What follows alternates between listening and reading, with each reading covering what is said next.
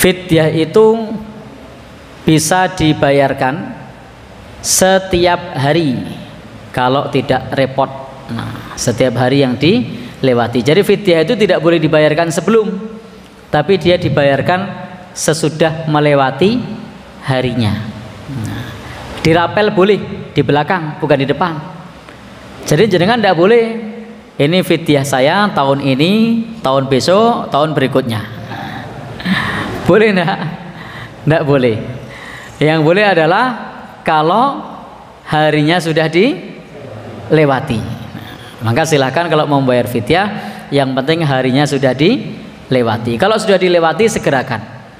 Ya, maka kalau misalnya jenengan mau ngerapel 30 hari ya, pada saat bulan Syawal itu waktu yang tepat. Kenapa? Karena di situ termasuk bersegera dan waktunya sudah dilewati. Tapi kalau jenengan mau bayar tiap hari tidak apa-apa. Ya, hari pertama kasihkan Mbah Giono. Ada yang namanya Mbah Giono? Jangan-jangan ada ini. Hanya sebatas ilustrasi ini. Hari kedua Mbah Pawiro. Hari ketiga Mbah Karyo.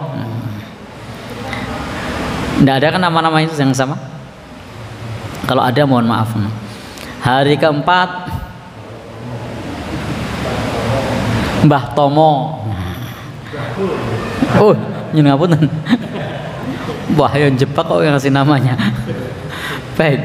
Jadi boleh enggak? Boleh kalau mau dibayarkan harian. Dibayarkan di orang yang sama juga boleh. Dibayarkan di orang yang sama. Baik.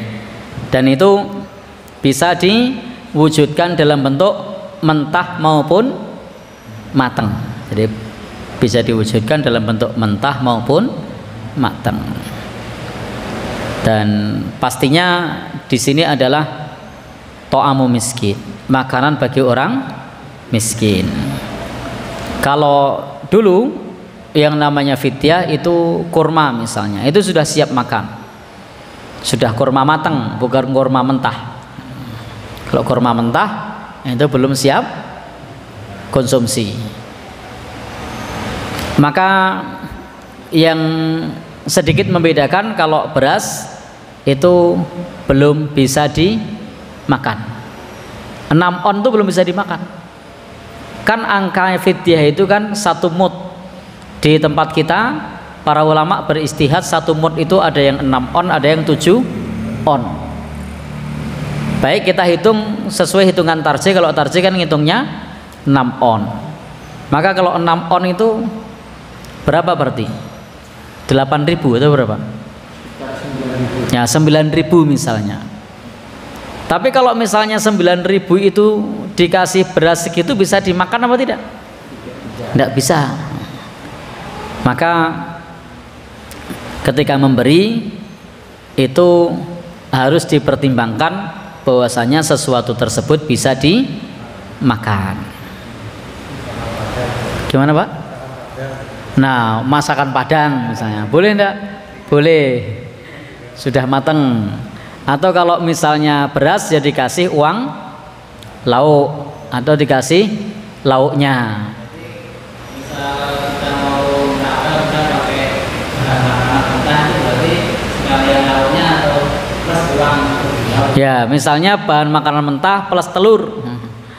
Kira-kira sekali makan telur berapa?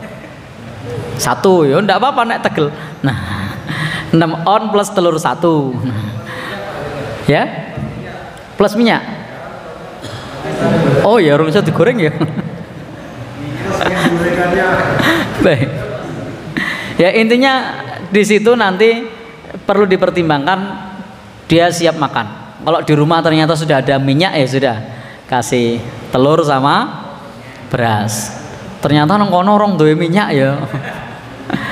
Jadi perlu dipertimbangkan, jangan sampai dikasih tapi tidak bisa dimakan. Dikasih tempe misalnya.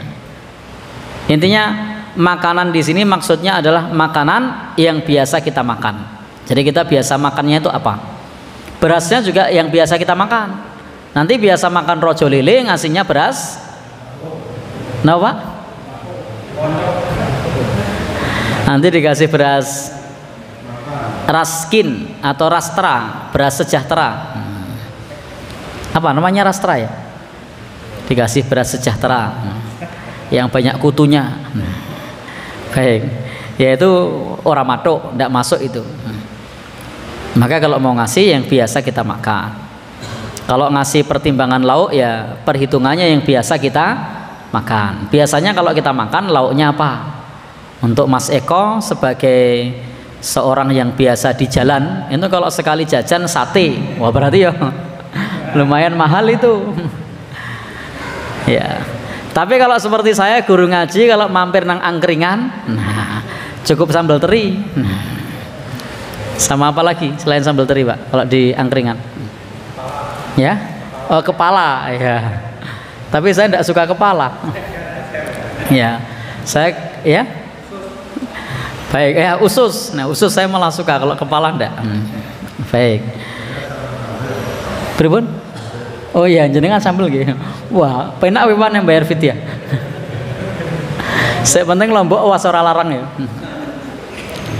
Jadi intinya fidyah di sini dibayarkan senilai makanan yang biasa kita makan. Nah, senilai makanan yang biasa kita makan. Dan bisa diwujudkan dalam bentuk mateng. Dijak nong rumah makan Padang ya wis rampung. Itu ndak usah ngitung lagi, wis njukuk dhewe gari bayar itu. Gimana Pak? Ya, nanti kalau dia mengambil banyak ya itu risiko. Baik, ngejak uang 30 dijak nong rumah makan Padang. Wes, itu udah. Itu seperti fi'liyah sahabat Anas. Sahabat Anas dulu cara membayar fidyahnya begitu. Dia langsung ngasih makan ke sejumlah orang dalam bentuk matang.